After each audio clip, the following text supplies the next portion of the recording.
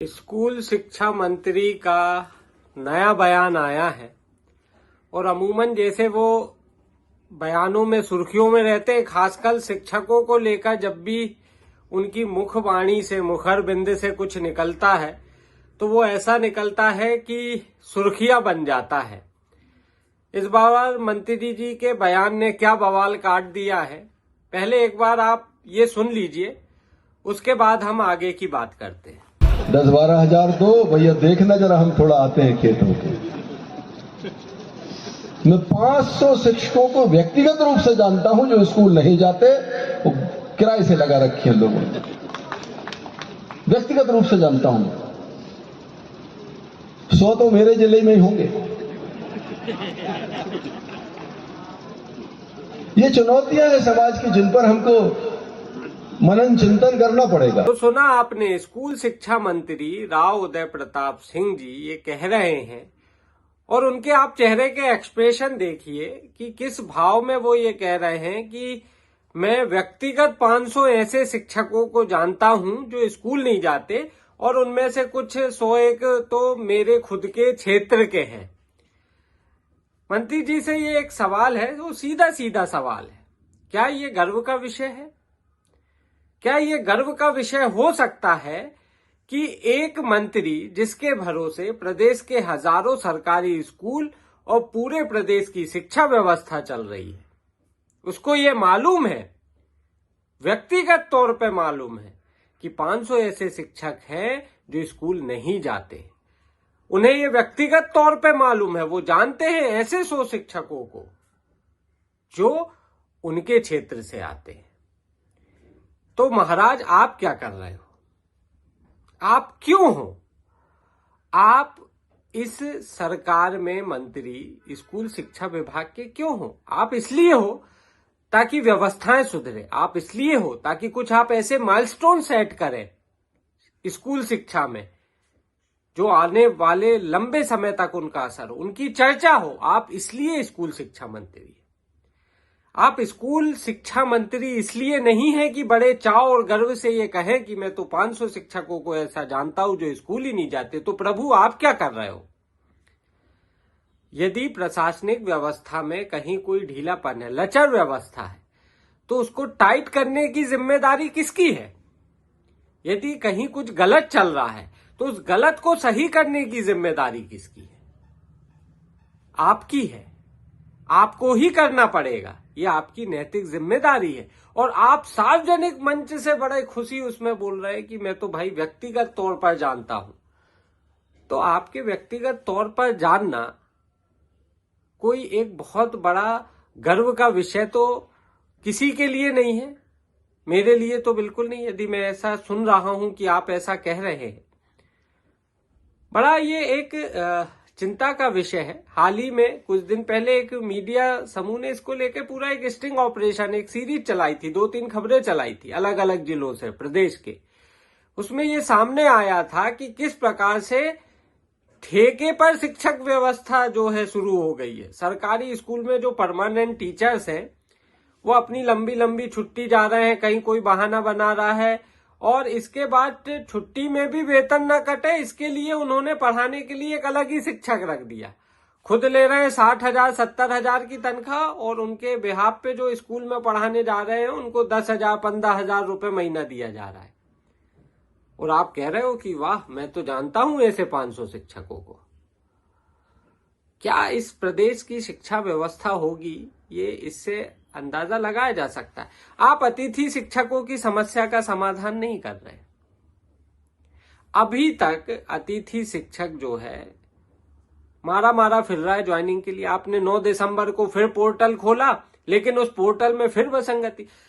ऐसा दुनिया का शायद ये पहला पोर्टल होगा GFMS जो मतलब सुधरने का ही नाम नहीं ले रहा, सुधरने का ही नाम नहीं ले रहा। ऐसी कौन सी एजेंसी, और उस एजेंसी से ही काम कराने की आपकी ऐसी कौन सी मजबूरी, ये समझ में नहीं आता।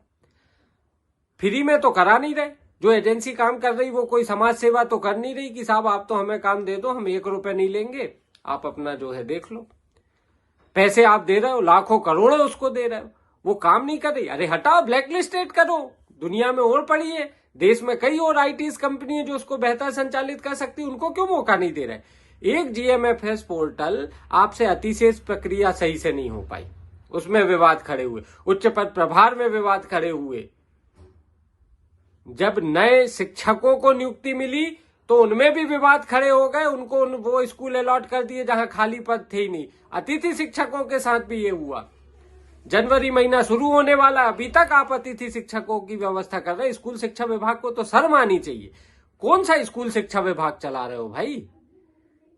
मुझसे तो एक दो सज्जन ये बोल रहे थे इसी विभाग से जुड़े हुए, कुछ रिटायर कुछ वर्तमान में, कि जितनी अव्यवस्था फैल गई है इतनी तो ये शिक्षा विभाग को ऐसे ही ऐसे ही छोड़ दो, इसके ऊपर ना कोई अधिकारी बिठा लो ना कुछ बिठा लो, तब भी इतनी ही अव्यवस्था होगी जितनी अभी चल रही है। तो फिर इनको लाखों की हजारों की तनख्वाह क्यों? पद वृद्धि को लेकर जब आपसे सवाल किया जाता है तो आप मना कर देते हो, नहीं मैं इस पे कुछ नहीं बोलूं। भाई क्यों नहीं बोलोगे आप? वेटिंग शिक्षकों के भविष्य का सवाल है, क्यों नहीं बोलोगे आप? जवाब मांग रहे हैं, जवाब चाहिए, देना पड़ेगा। जिन ज्वलन सवालों पर जवाब चाहिए उनमें तो कहीं कोई बात नहीं आएगी। अतिथि शिक्षकों को लेकर आप क्या कर रहे हैं उसमें कोई जवाब नहीं आएगा। वेटिंग शिक्षकों के लिए पद वृद्धि क्या आप करने वाले हैं उसमें कोई जवाब नहीं आएगा। ऐसे जवाब जरूर हमें सुनने को मिलेंगे कि साहब 500 शिक्षकों को मैं व्यक्तिगत तौर पर जानता हूं जो स्कूल में नहीं जा रहे। लगता है ये व्यवस्था कार्रवाई से नहीं बदल सकती, ये आत्मचिंतन का विषय है। और शिक्षक एक ऐसा वर्ग है जो बड़ा अनुशासित वर्ग है और स्वाभाविक रूप से हर जगह चीज लागू होती है। राजनेता, अच्छा राजनेता, बुरा राजनेता, ईमानदार राजनेता, भ्रष्ट राजनेता, ऐसे अच्छा शिक्षक और कमजोर शिक्षक। तो इस तरह की चीजें मुझे लगता है ये उनको आत्मचिंतन करते हुए एक हमने उनसे अपेक्षा की है, क्योंकि बच्चों का भविष्य आपके हाथ में है। हमारा सिर्फ इतना निवेदन, आप क्यों हो और किस लिए हो, और यदि आप इन शिक्षकों को व्यक्तिगत तौर पर जानते हो तो आप कार्रवाई क्यों नहीं कर रहे? आपको करना चाहिए, आप इसीलिए ही यहां पर है। आपको मंत्री ही इसीलिए बनाया गया है कि यदि कहीं कोई कमी है स्कूल शिक्षा विभाग में, कहीं कुछ कशावट की जरूरत है तो वो आप करेंगे, आपको ही करना होगा। इसके लिए नैतिक जिम्मेदारी आपकी ही है। ये गर्व का विषय कतई नहीं हो सकता कि 500 शिक्षक, ऐसे 500 शिक्षक जिनको व्यक्तिगत तौर पर आप जानते हैं और वो स्कूल में नहीं जा रहे, ऐसे बयान दूसरे शिक्षकों को सह देंगे कि चलो मंत्री जी के पहचान वाले 500 नहीं जा रहे, हम भी नहीं जाते। कहां ये शिक्षा व्यवस्था है? मुझे लगता है मंत्री जी को इस प्रकार के बयान सार्वजनिक तौर पर नहीं देना चाहिए, क्योंकि इससे कुछ लाभ नहीं है, कोई वाहवाही नहीं है, कोई ऐसा वो नहीं है कि आप बहुत बड़ा काम हो गया, बताओ कितना अच्छा वो है कि सारी चीज सामने, ऐसा कुछ नहीं होने वाला। बल्कि जो स्कूल जा रहे होंगे उनके मन में भी आएगा, अरे चलो जहां 500 नहीं जा रहे हम भी नहीं जाते। वो सबसे बड़ी दिक्कत तो ये है कि जब आप उनको जानते हो तो आप एक्शन लीजिए ना। आपके पास अधिकार है, पावर है, आप एक्शन लीजिए। मुझे लगता है कि इस पर एक बार मंत्री जी को फिर से एक बार विचार करना चाहिए, और यदि आप जान रहे हैं तो आप एक उदाहरण पेश करें ऐसे शिक्षकों पर कार्रवाई करते हुए जो स्कूल नहीं जा रहे हैं। सख्त कार्रवाई करें, सख्त से सख्त कार्रवाई करें। सरकार इनको हजारों रुपए दे रही है, आम जनता के टैक्स के पैसों से ये शिक्षक हजारों रुपए ले रहे हैं। तो यदि ये स्कूल नहीं जा रहे हैं तो आपको सख्त से सख्त एक्शन लेना चाहिए, और लेना ही होगा, क्योंकि आप जिस कुर्सी पर बैठे, आपके ऊपर जो जिम्मेदारी है उसे आपको निभाना चाहिए।